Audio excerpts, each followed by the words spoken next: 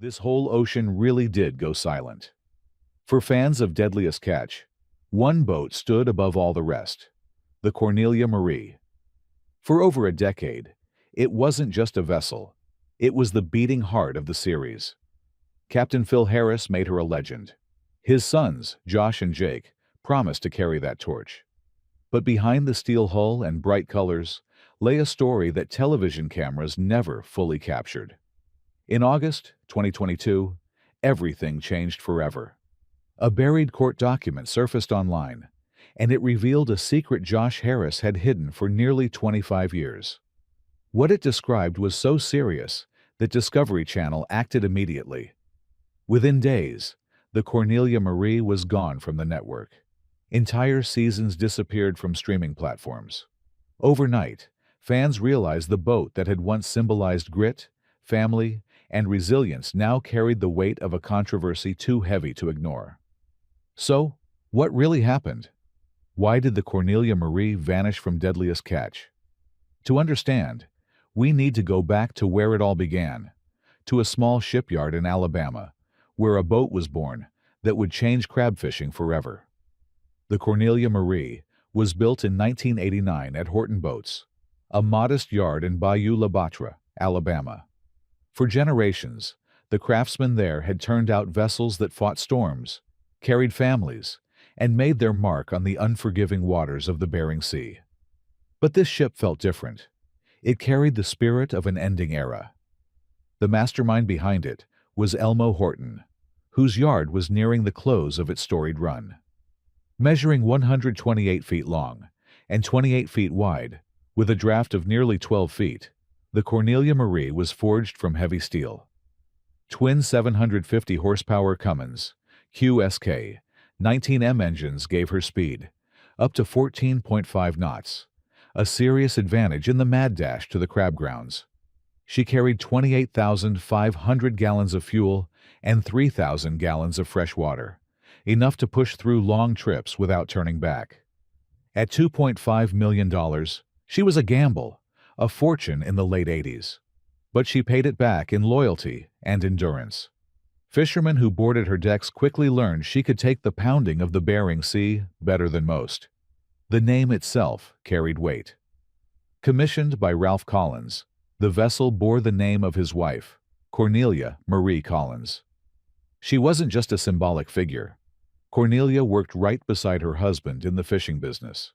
Even after their marriage ended, her name stayed carved into the hull, a rare continuity in an industry where ships were usually christened after legends or gods. With bright aquamarine paint trimmed in yellow banners, the Cornelia Marie stood out in any harbor from Kodiak to Dutch. She wasn't just another boat. She was different.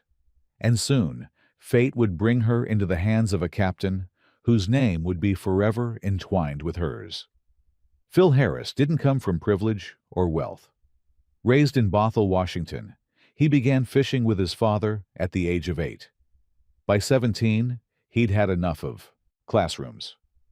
His friends were already pulling in six figures on crab boats, and Harris, driving around in a beat-up Chevy Chevelle, wasn't about to be left behind. His early years at sea weren't glorious. He earned nothing his first season, even quit once before a stern captain pushed him back. But by 19, Harris was pulling in $130,000 in a single year, money that seemed impossible for someone his age. By 21, he owned his first vessel, the Golden Viking. The challenges came fast: crushing debt, endless repairs, and the fight to earn respect as a young captain. At one point, he was buried under $50,000 in urgent repair bills, but Harris refused to fold. By his mid-20s, he'd carved out a reputation as one of the most fearless men on the Bering Sea. Harris had his struggles: chain smoking, personal battles, and a home life battered by 2 divorces. But to his crew, he was family. He barked orders with fire, yes, but he split profits fairly and never demanded work he wouldn't do himself. Many deckhands came back year after year, not because the pay was extraordinary, but because Phil Harris was the kind of leader who worked shoulder to shoulder with his men. When Harris eventually stepped aboard the Cornelia Marie in the 1990s, he found more than just another job. He found his legacy. By 1998, he was co-owner and captain, and his bond with the Cornelia Marie would endure for the rest of his life. Harris wasn't content with the boat as it was. Under his command, the Cornelia Marie underwent one of the most dramatic refits in fishing history.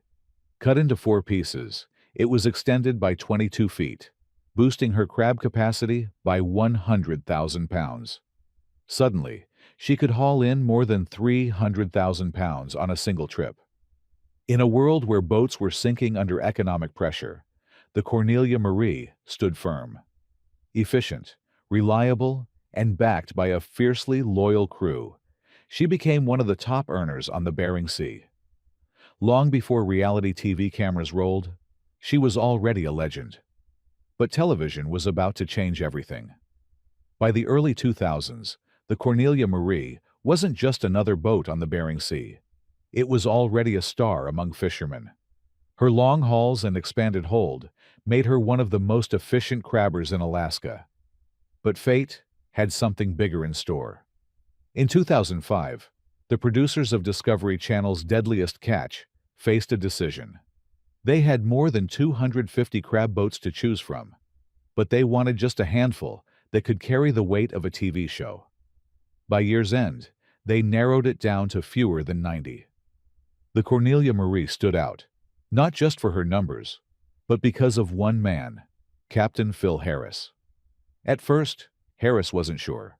Cameras on deck could mean distraction, danger, or worse, exposure of things the public wasn't meant to see. He argued with producers, insisting that when the pots went over the rail, the film crew had to stay out of the way. But Harris had something no producer could ignore: raw authenticity. He didn't sugarcoat. He didn't pose. He spoke like he lived, unfiltered. That's how viewers came to know lines like, "I feel like a one-legged man in an impossible contest," or, "Now you know why lions eat their young." His humor, his temper, his chain smoking, it was all real. And it connected. Harris became the beating heart of Deadliest Catch. Adding Josh and Jake, Phil's sons, wasn't just a family decision. It was a gamble. He refused to coddle them. They worked as deckhands, side by side with veterans. Viewers saw the fights, the tension between father and sons, and the impossible balance between being a dad and being a captain. The cameras captured one unforgettable moment. Phil, looking at Jake and saying bluntly, "You need to get help, man. At least you'll have a fighting chance." It was raw television. No script, no second takes. Millions saw personal struggle and family crisis collide on the icy deck of a crab boat. The timing was perfect for TV. That same year, the Alaskan crab industry shifted from the wild derby system to the individual fishing quota, IFQ system. Only the strongest, best-managed boats survived. The Cornelia Marie, with its expanded deck, reliable crew, and Captain Harris at the wheel, was a natural fit. She quickly became a fan favorite. Bright yellow and aquamarine on the outside, gritty and unfiltered on the inside. Her brand grew beyond the waves. T-shirts, hats, even scale models of the boat. Fans in Dutch Harbor lined up to snap photos. But fame came at a cost. On January 29, 2010, while docked at St. Paul Island and offloading crab, Phil Harris collapsed without warning. The crew rushed to his side, radioed frantically, and EMTs fought to stabilize him. St. Paul Island was remote. The nearest major hospital was hundreds of miles away. Harris was medevaced to Anchorage, while his sons and crew were left on the island, stunned, terrified, and helpless. Cameras captured everything. Discovery faced an ethical dilemma. Should they air a captain's medical crisis? With Josh and Jake's consent, they did. Millions of viewers watched Harris in the hospital. He spoke. He squeezed hands. He even cracked jokes. Doctors were amazed at his early progress. For a brief moment, it looked like he might beat the odds. But the sea has a cruel way of claiming its own.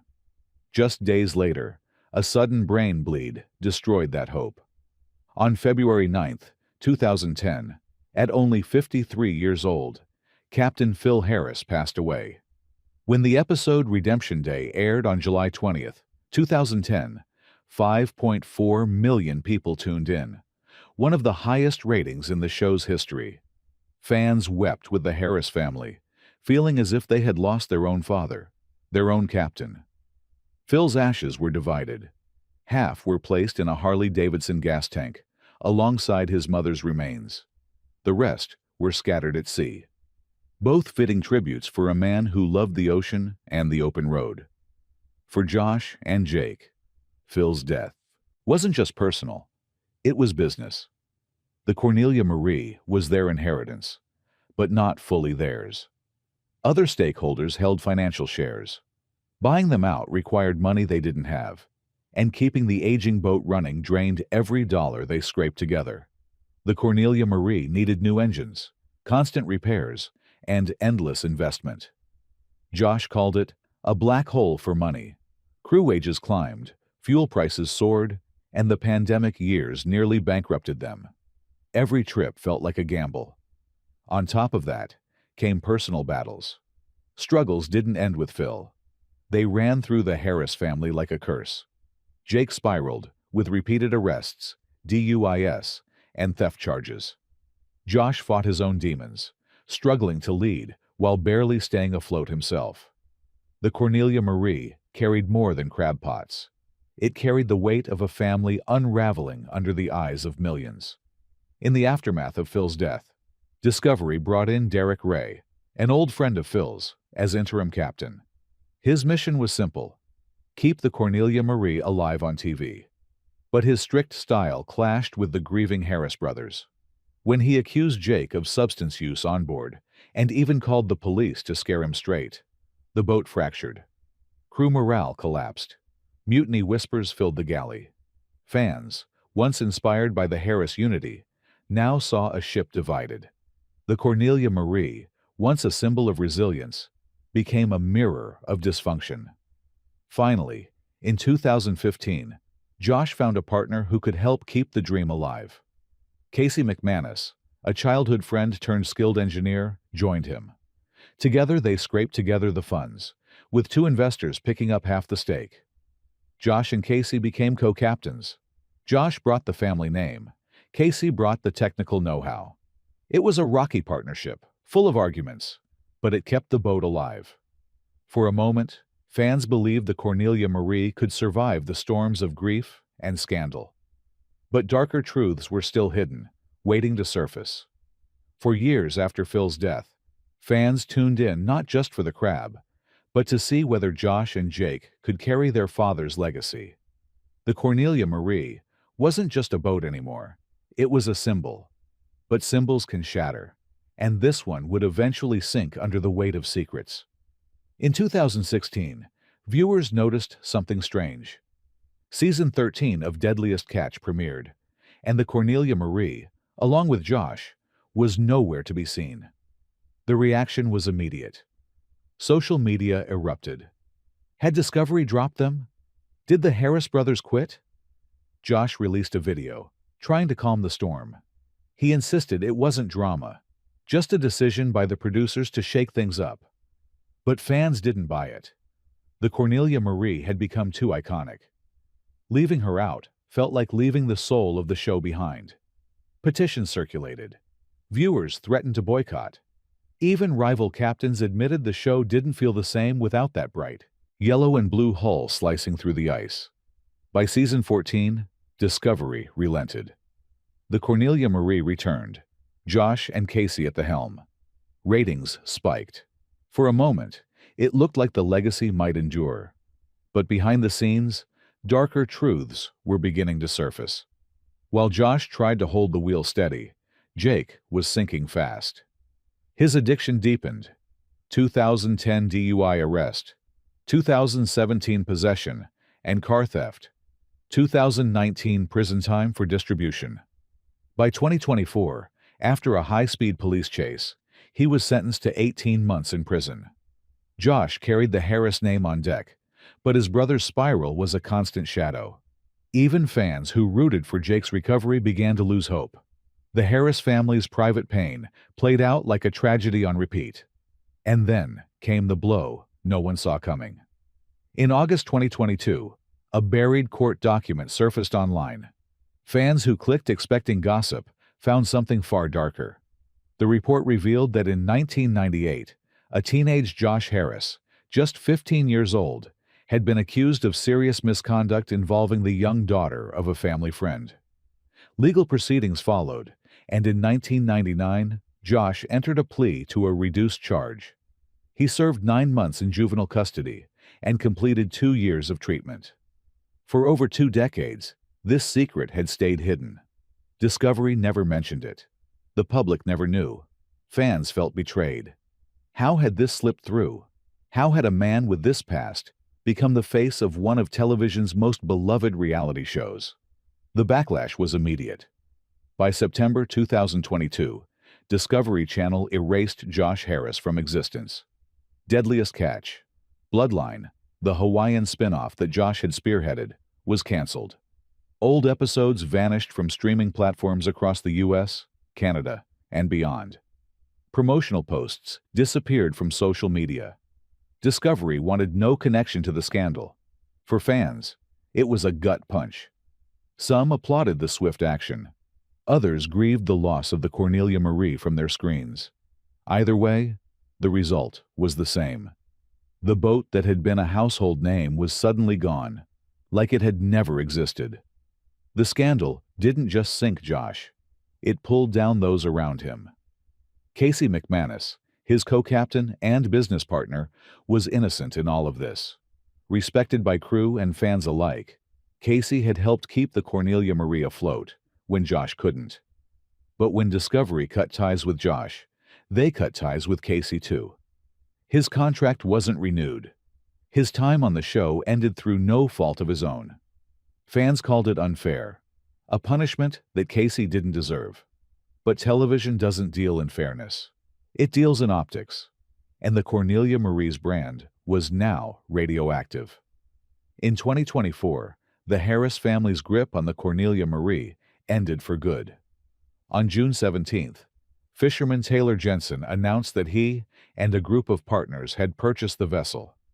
The team included Jensen, Roger Thomas, Carrie Toya, and Jake Albanino, with Albanino stepping up as captain. For the first time since Phil Harris had taken the helm, the Cornelia Marie was free of the Harris name. The new owners were clear. Their focus wasn't fame. It wasn't television. It was fishing. They respected the history, but wanted to steer toward a future built on hard work at sea, rather than drama on camera. To fans, it was bittersweet. The Cornelia Marie would live on, but without the faces that made her famous. From her birth in Alabama in 1989, to her rise as a star on Deadliest Catch, to her tragic fall in scandal, the Cornelia Marie's story mirrors the unforgiving sea itself. Moments of triumph, followed by waves of loss. She had been a symbol of grit, resilience, and family. But she also became a cautionary tale. How fame can amplify flaws, how secrets never stay buried, and how even a steel boat can carry the weight of broken legacies. Fans still ask if the Cornelia Marie will return to television. But the truth is, she already sailed into history, not just as a fishing vessel, but as one of the most unforgettable icons in reality TV. And that is the real reason the Cornelia Marie disappeared from Deadliest Catch. When the Cornelia Marie vanished from Deadliest Catch after the 2022 scandal, fans were left in shock. For nearly 2 decades, the boat had been more than a ship on a television screen. It was a constant presence in their living rooms, a reminder of grit, loyalty, and the high cost of survival. To see it suddenly erased felt like losing a family member all over again. Social media exploded. Loyal viewers demanded answers. Some begged Discovery to bring the Cornelia Marie back under new leadership. Others said the Harris name had tainted the vessel forever. Forums filled with heated debates. Was it right to erase the boat's history? Or did the network have no choice? Many pointed to the raw grief they'd shared with the Harris family on camera. Fans remembered crying with Josh and Jake when Phil passed in 2010. They remembered Phil's humor, his blunt wisdom, and his refusal to hide his struggles. To erase the Cornelia Marie felt like erasing Phil Harris himself. But Discovery wasn't running a memorial. They were running a business. And businesses don't weather storms of scandal. They cut and run. The disappearance of the Cornelia Marie raised deeper questions about reality television. When Phil collapsed on camera in 2010, Discovery faced criticism for airing his medical crisis. Millions watched EMTs work, doctors scramble, and a family crumble. Some said it was exploitation. Others argued it was the most honest television ever broadcast, the unvarnished truth of life and death at sea. Now, with Josh's past revealed, the debate flared again. Should reality TV hold responsibility for who it elevates into fame? How did producers miss such a serious case in Josh's background? And should fans be forced to watch their heroes collapse under the weight of scandal? The Cornelia Marie became a case study in the dark side of unscripted television, the cost of turning real lives into entertainment.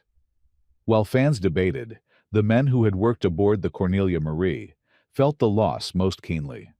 For them, the boat wasn't just a brand, it was survival. Decades of long trips, sleepless nights, and frozen hands had built livelihoods tied to her steel decks. Crew members spoke of the bond they had with Phil, who treated them like family. They remembered his fair pay, his willingness to do any job he asked of them, and his loyalty. For them, watching the Cornelia Marie vanish from TV wasn't about ratings. It was about losing the recognition of their own sacrifices. Some shifted to other boats. Others left the industry entirely. But the scars of seeing their ship's reputation dragged through scandal remained. No one felt the fallout quite like Casey McManus. For years, he had been the steady hand beside Josh, the one who kept the Cornelia Marie running when others faltered. By all accounts, Casey had no part in Josh's hidden past. But when Discovery severed ties, Casey's contract ended too. He left quietly, taking a job as vice president of operations at a marine company. For a man who had once captained one of the most famous boats in America, the transition was stark. Fans rallied online, saying Casey deserved better. But television doesn't often give second chances to those caught in someone else's storm. Through it all, the ghost of Captain Phil Harris lingered.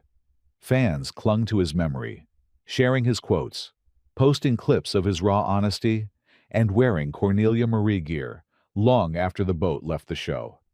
In many ways, Phil's spirit outlived the vessel's TV fame. But for Josh and Jake, Phil's shadow became both a blessing and a curse. They inherited not just his name, but the crushing weight of expectation.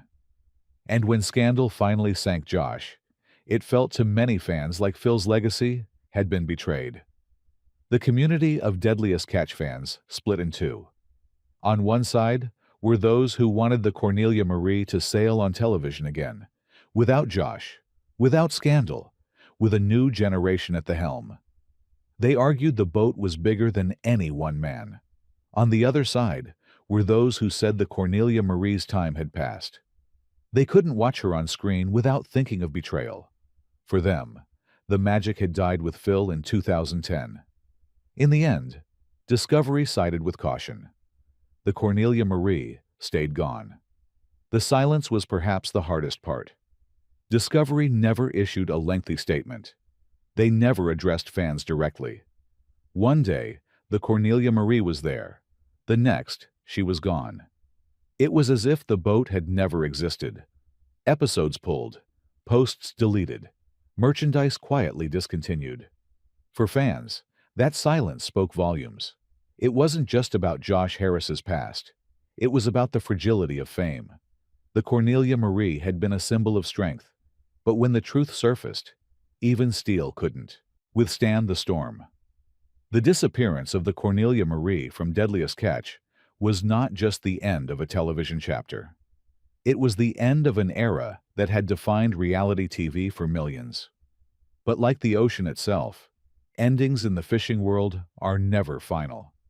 They are tides, ebbing, shifting, and sometimes returning in unexpected ways. On June 17, 2024, a press release quietly changed the course of Cornelia Marie's history. Taylor Jensen, along with partners Roger Thomas, Carrie Toya, and Jake Albanino, purchased the vessel. For the first time in more than 3 decades, the boat sailed free from the Harris name. Jake Albanino, stepping up as captain, promised a new era. The group made one thing clear. Their focus wasn't reality television. It wasn't drama. It wasn't scandal. It was fishing. Hard, honest fishing. The announcement struck fans like a jolt. After years of heartbreak, controversy, and loss, here was the Cornelia Marie, still afloat, still ready to battle the Bering Sea. The bright hull, the steel frame, the legacy of one of the toughest boats ever built, it all remained. But for the first time since 1998, the Harris family was no longer part of the story. The new owners didn't chase Discovery contracts. They didn't push for Deadliest Catch fame. Instead, they focused on running the Cornelia Marie as she was originally meant to run, as a working crab boat. To many fans, this felt like poetic justice. The Cornelia Marie had been born in 1989 for the sea, not the screen. For years, cameras had turned her decks into a stage. But the ocean doesn't care about ratings. It only cares about survival. For the first time in decades, the Cornelia Marie was going back to basics. Still, Phil Harris's spirit hangs heavy over the Cornelia Marie. Every time fans see her hull, they remember the captain who chain-smoked his way through storms, who barked orders with fire, and who cracked jokes when the world was falling apart. They remember a man who, for all his flaws, lived and died on the deck of a crab boat, and gave reality TV one of its most human faces. Even in death, Phil became larger than life. His quotes circulate online. His image still appears on shirts, hats, and mugs. To many fans, he is the Cornelia Marie. Without him, the boat is steel and paint. With him, it's legend. But that legend comes with a shadow. The Harris name, once synonymous with loyalty and toughness, now carries the weight of scandal. Jake's repeated legal troubles, Josh's hidden past, the implosion of bloodline. Together, they transformed the Harris legacy from one of triumph into one of tragedy. It's a reminder that fame can magnify both strengths and weaknesses. That television can elevate a family one day and erase them the next. The Cornelia Marie was caught in the middle, a steel symbol carrying both the pride of Phil Harris and the downfall of his sons. Despite it all, the Cornelia Marie endures. She has weathered storms, mutinies, financial collapse, and scandal. She has seen captains rise and fall. She has been cut apart and rebuilt, nearly scrapped, then resurrected. And now, under new ownership, she sails again. For fishermen in Dutch Harbor, she's not just a memory. She's a working boat, hauling crab pots, battling ice, and proving her worth with every trip. The cameras may have left, but the sea never forgets a boat that can deliver. For Deadliest Catch, the Cornelia Marie's disappearance left a hole that no other vessel could quite fill. Other boats carry drama, yes. Other captains carry charisma. But the Cornelia Marie was different. She was family. Her return seems unlikely. Discovery has cut ties too cleanly, and the Harris scandal left scars that corporate lawyers won't risk reopening. But reruns, YouTube clips, and fan tributes keep her alive in the digital world. In living rooms across the globe, Captain Phil still barks orders. Josh still tries to prove himself. Jake still struggles. And the Cornelia Marie still pounds through waves with steel resolve. In memory, she never left. So what is the real reason the Cornelia Marie disappeared from Deadliest Catch? It wasn't the cost of repairs. It wasn't the storms of the Bering Sea. It wasn't even the ratings. It was a secret buried for decades. A case from 1998, hidden until 2022, and impossible to ignore once revealed. That secret dragged Josh Harris down, took Casey McManus with him, and forced Discovery's hand. The Cornelia Marie didn't sink at sea. She sank under the weight of scandal. The Cornelia Marie's story is one of contradictions. She was both a symbol of strength and a reminder of fragility. She carried triumph and tragedy in equal measure. She was a fishing boat, a television star, and finally, a casualty of secrets. But even in her absence from Deadliest Catch, she remains one of the most iconic vessels in television history. Because boats may disappear from screens, families may fracture, legacies may fall apart. But legends endure. And for fans of Deadliest Catch, the Cornelia Marie will always be a legend. The Cornelia Marie may be gone from Deadliest Catch, but her story still haunts the waves. From triumph to tragedy, from Phil Harris's unshakable grit to Josh's downfall, the boat became more than steel. It became legend. But what do you think? Should the Cornelia Marie have stayed on television, or did Discovery make the right call? Let us know in the comments, and don't forget to like, share, and subscribe for more untold stories.